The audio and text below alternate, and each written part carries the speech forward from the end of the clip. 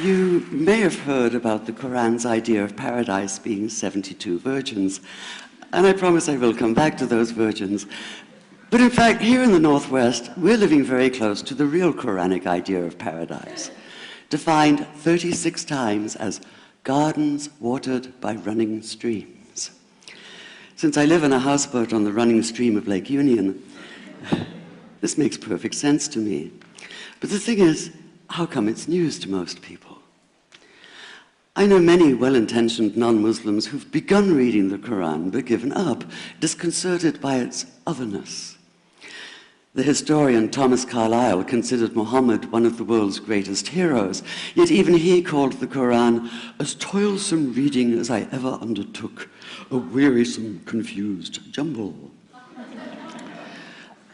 Part of the problem, I think, is that we imagine that the Quran can be read as we usually read a book, as though we can curl up with it on a rainy afternoon with a bowl of popcorn within reach, as though God, and the Quran is entirely in the voice of God speaking to Muhammad, were just another author on the bestseller list.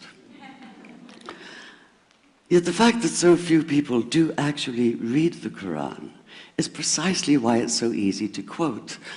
That is, to misquote.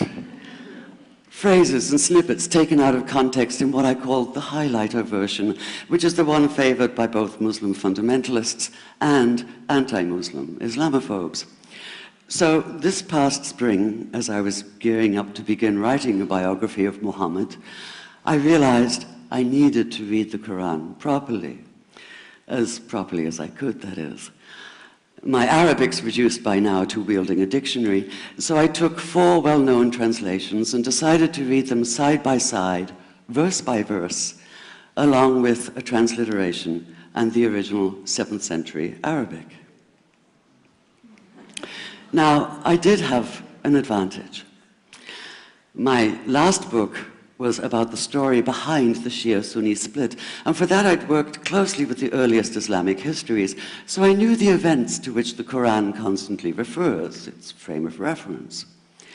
I knew enough, that is, to know that I'd be a tourist in the Quran, an informed one, an experienced one even, but still an outsider, an agnostic Jew reading someone else's holy book.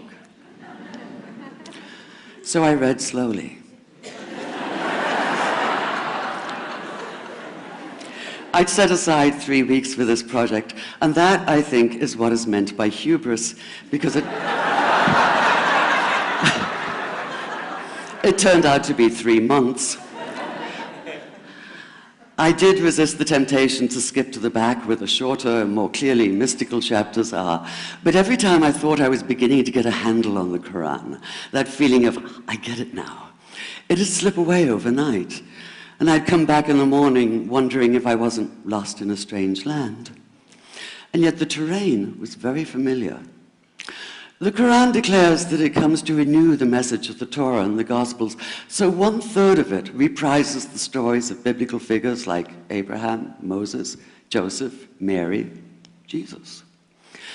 God himself was utterly familiar from his earlier manifestation as Yahweh, jealously insisting on no other gods. The presence of camels, mountains, desert wells and springs took me back to the year I spent wandering the Sinai desert. And then there was the language, the rhythmic cadence of it, reminding me of evenings spent listening to Bedouin elders recite hours-long narrative poems entirely from memory. And I began to grasp why it's said that the Quran is really the Quran, only in Arabic.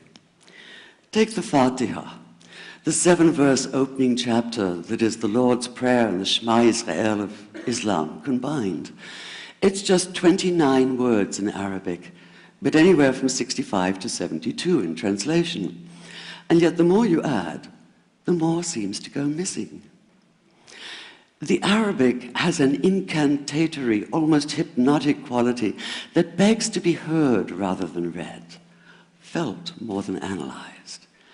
It wants to be chanted out loud, to sound its music in the ear and on the tongue.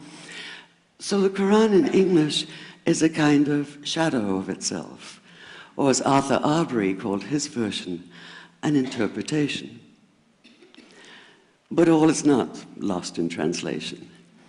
As the Quran promises, patience is rewarded, and there are many surprises. A degree of environmental awareness, for instance, and of humans as mere stewards of God's creation, unmatched in the Bible. And where the Bible is addressed exclusively to men, using the second and third person masculine, the Quran includes women, talking, for instance, of believing men and believing women, honorable men and honorable women. Or take the infamous verse about killing the unbelievers. Yes, it does say that, but in a very specific context. The anticipated conquest of the sanctuary city of Mecca, where fighting was usually forbidden. And the permission comes hedged about with qualifiers. Not you must kill unbelievers in Mecca, but you are allowed to, but only after a grace period is over. And only if there's no other pact in place. And only if they try to stop you getting to the Kaaba. And only if they attack you first. And even then, God is merciful, forgiveness is supreme, and so, essentially, better if you don't. This was perhaps the biggest surprise. How flexible the Quran is, at least in minds that are not fundamentally inflexible. Some of these verses are definite in meaning, it says, and others are ambiguous. The perverse at heart will seek out the ambiguities, trying to create discord by pinning down meanings of their own. Only God knows the true meaning. The phrase, God is subtle, appears again and again.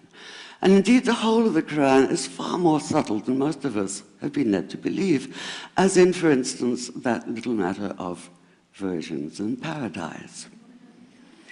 Old-fashioned Orientalism comes into play here. The word used 4 times is huris, rendered as dark-eyed maidens with swelling breasts, or as fair, high-bosomed virgins. Yet all there is in the original Arabic is that one word, huris. Not a swelling breast or high bosom in sight. Now, this may be a way of saying pure beings, like in angels, or it may be like the Greek kouros or kore, an eternal youth. But the truth is, nobody really knows, and that's the point. Because the Quran is quite clear when it says that you will be a new creation in paradise, and that you will be recreated in a form unknown to you, which seems to me a far more appealing prospect than a virgin.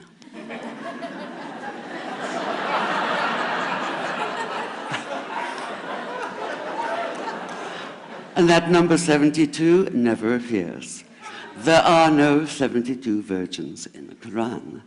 That idea only came into being 300 years later, and most Islamic scholars see it as the equivalent of people with wings sitting on clouds and strumming harps.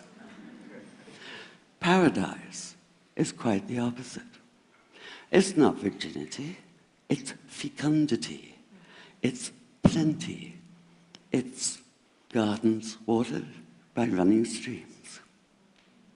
Thank you.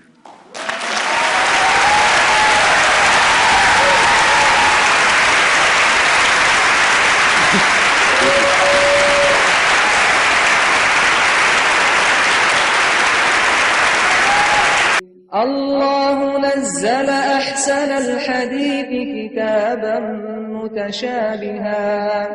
كتابا متشابها مثانية تقشعر منه جلود الذين يخشون ربهم ثم تلين جلودهم وقلوبهم إلى ذكر الله ذلك هدى الله يهدي به من يشاء ومن يضلل الله فما له من